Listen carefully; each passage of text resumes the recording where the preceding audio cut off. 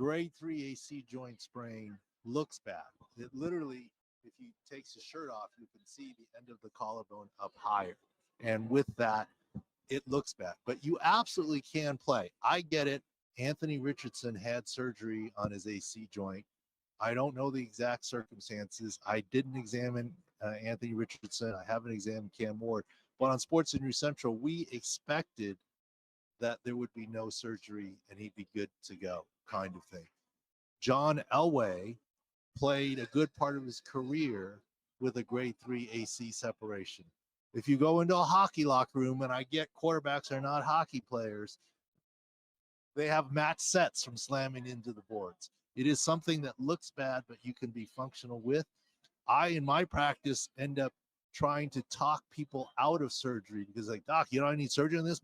It's sticking up. Everyone's seen Keenan Allen's AC joint, probably, right? It looks ugly, but he's still playing in the league.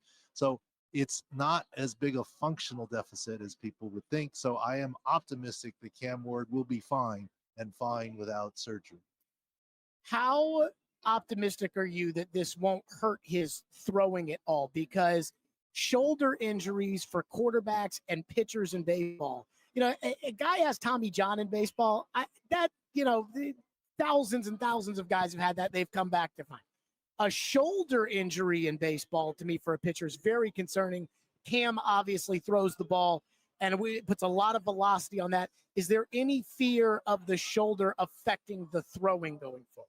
Not much, okay? Anytime it's the throwing shoulder of a quarterback, whether it's Drake May with his mild injury or Cam Ward with a grade 3, it is of concern. But technically speaking, medically speaking, the AC joint is in the region of the shoulder, but it is not even part of the shoulder joint.